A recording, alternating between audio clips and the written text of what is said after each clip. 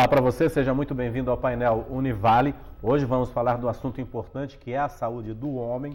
Na sexta-feira, a Univale vai realizar orientação e também rastreamento do câncer de próstata à comunidade. Esse é o segundo tipo de câncer que afeta o homem, mas pode ser revertido se tiver aí um diagnóstico precoce. Aqui no estúdio eu vou conversar com o Dr. Gilberto Almeida, que é urologista, professor do curso de medicina da Univale e também coordenador estadual do Novembro Azul, a campanha aí de prevenção ao câncer de próstata. Obrigado pela sua presença. Doutor, antes de falar um pouquinho nesse atendimento à comunidade, doutor, o que na realidade é o câncer de próstata para quem ainda não sabe o que é, não sabe como surge o câncer de próstata? O câncer de próstata, primeiramente a gente explica o que é a próstata, né? Porque a maioria dos homens não sabe muito bem o que é esse órgão.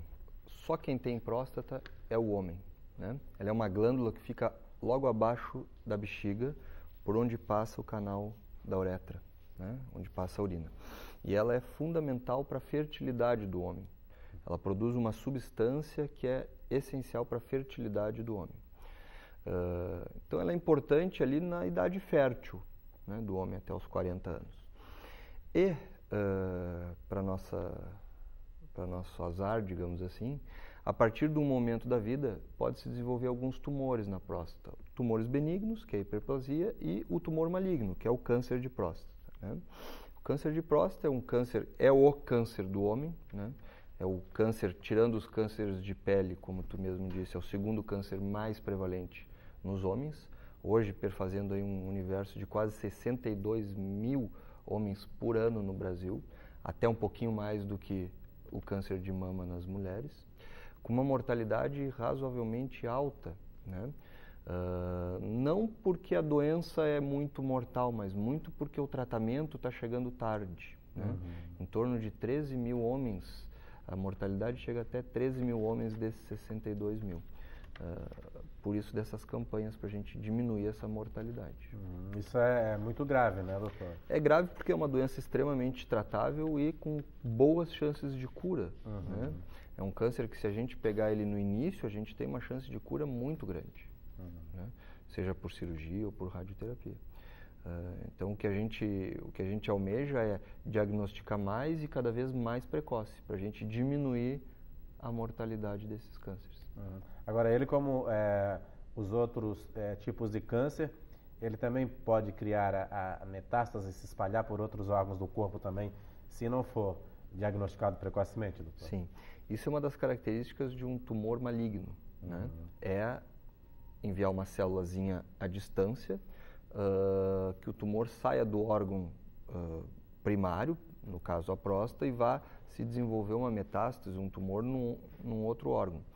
O câncer de próstata, geralmente, o primeiro sítio que ele acomete é os ossos, né? Então ele pode dar metástase ósseas.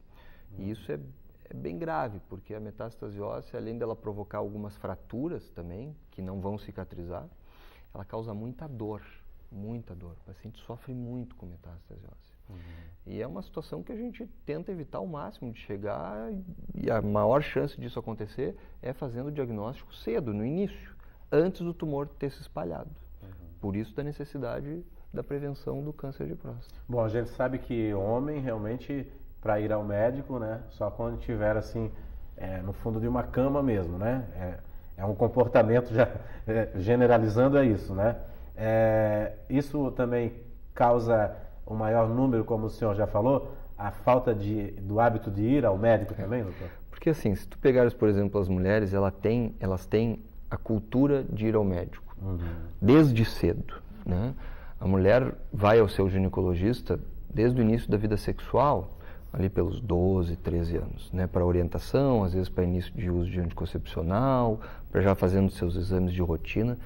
O homem não tem isso, né? E os cânceres que acometem as mulheres, como o câncer de colo de útero e o câncer de mama, embora infrequentes, eles podem acometer na mulher jovem, com 20 e poucos anos, 30 anos. O câncer de próstata, ele não acomete os homens abaixo dos 40 anos.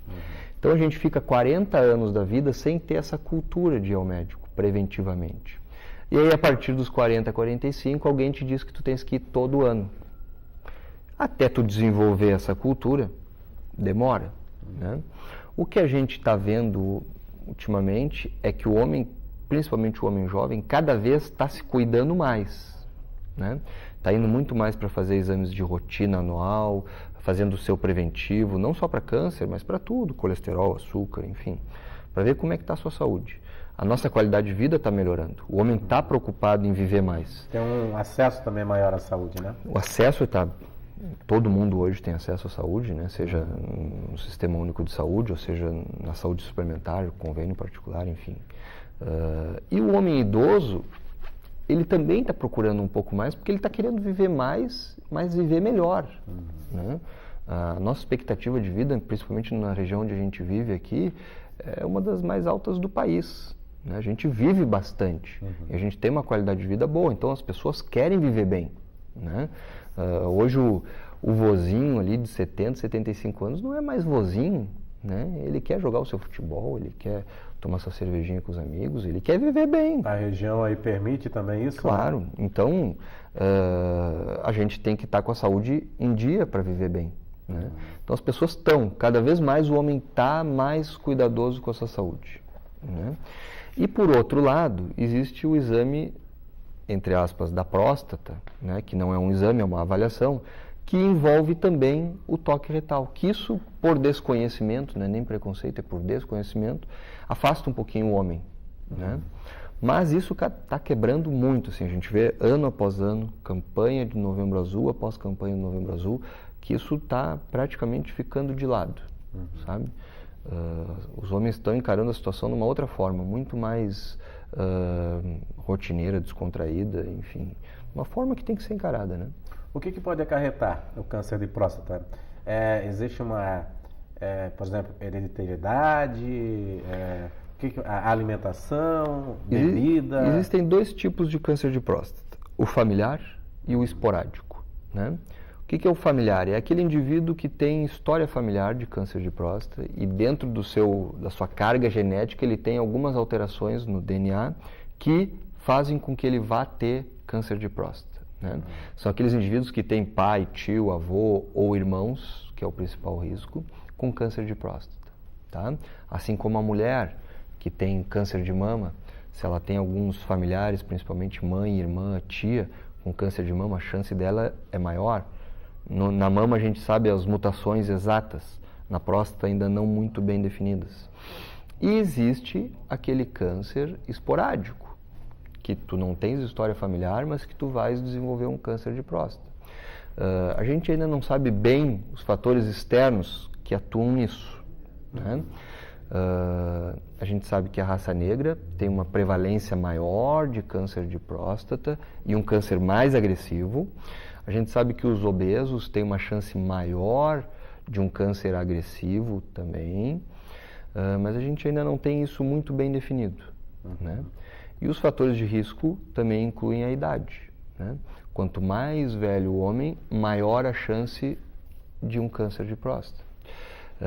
Ao ponto de, se a gente pegar todos os homens com 100 anos de vida e fizer uma autópsia na próstata, vai se ver que tem câncer de próstata, em todos.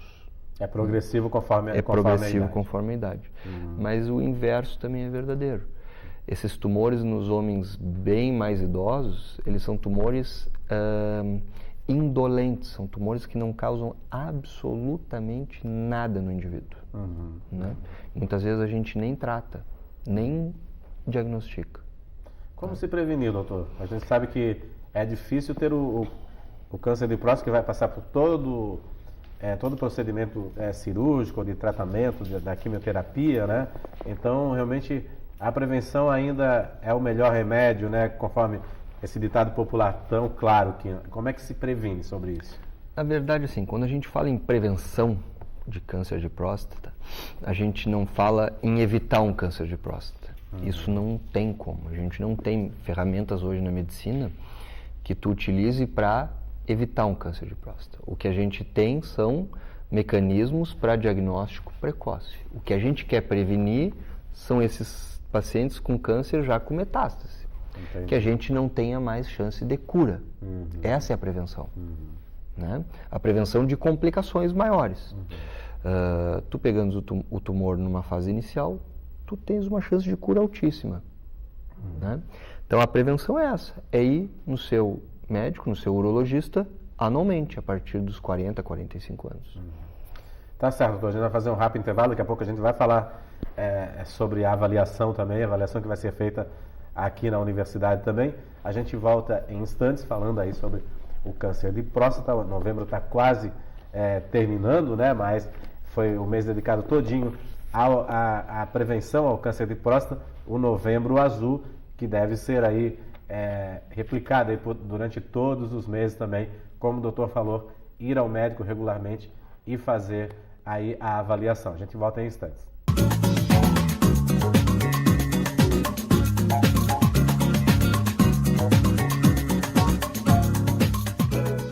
Olá, estamos de volta com o Painel Univale. Para você que sintonizou a TV Univale agora, seja bem-vindo. Hoje o nosso assunto é o Novembro Azul, a prevenção ao câncer de próstata. Eu estou conversando aqui no estúdio com o doutor Gilberto, que é urologista, professor do curso de Medicina da Univale e também coordenador estadual da campanha do Novembro Azul, que a gente está falando aí sobre a prevenção realmente ao câncer de próstata, a saúde do homem, mas o assunto também interessa às mulheres, né, que podem influenciar os maridos, os namorados, filhos, a irem ao médico fazer aí a avaliação para diagnosticar ou não o câncer de próstata.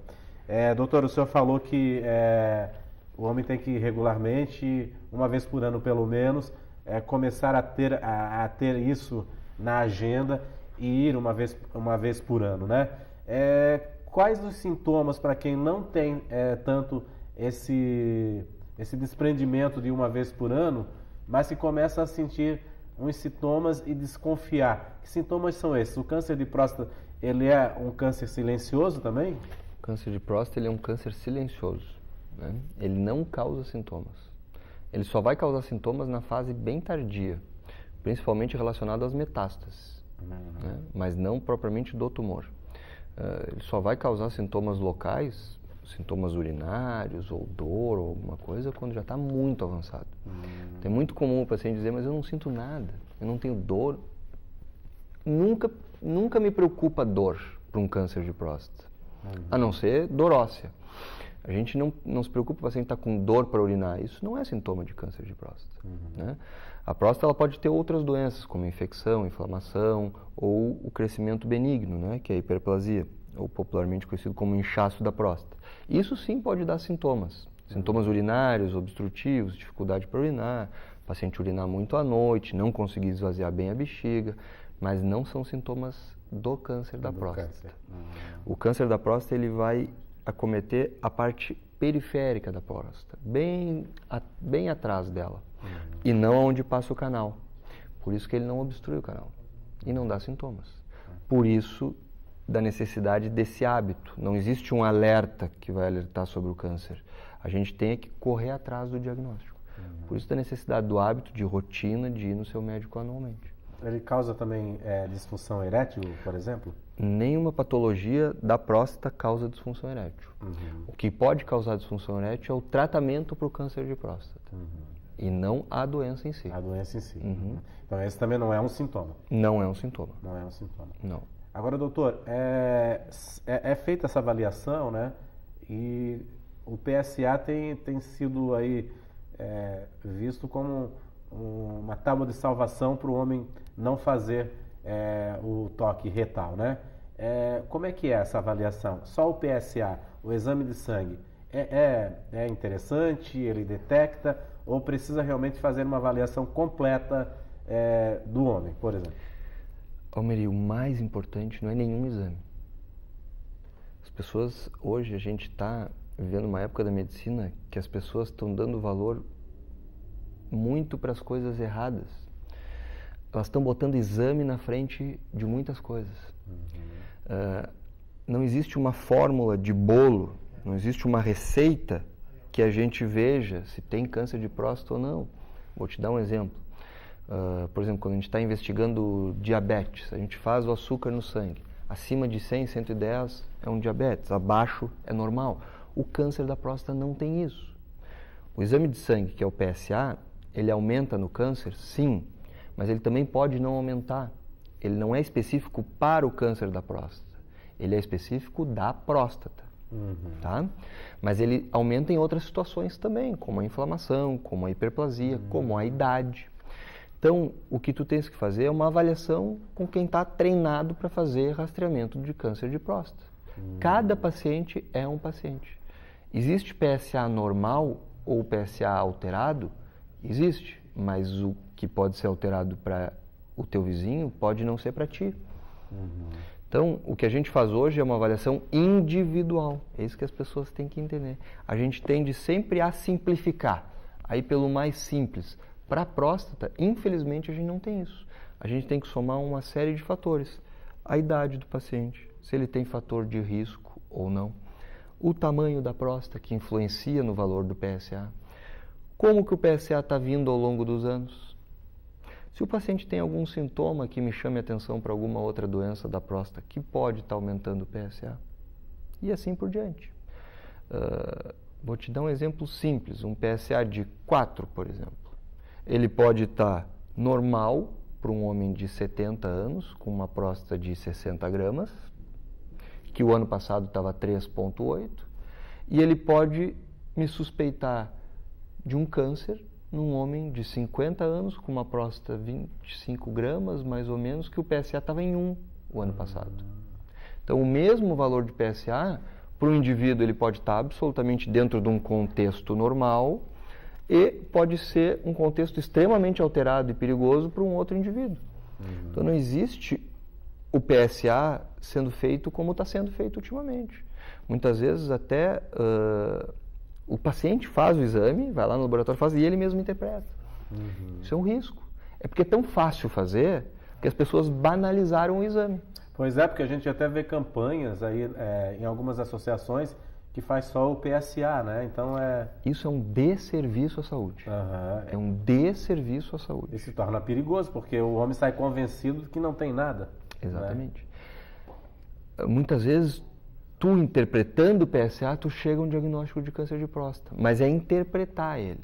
E não ver o valor e acabou. Por isso está o profissional para Exatamente. Aí, né? A gente, dentro da urologia, muitas vezes a gente ainda tem dúvidas. E lança a mão de repetir o PSA em 90 dias, ou usa um antibiótico para ver se dá uma baixada, o paciente pode ter uma infecção. Então, não existe uma receita de bolo. Não é tão simples assim. A gente gostaria que fosse um exame que fosse simples. Ó, fez, tem, não fez, tá ótimo. Não é assim.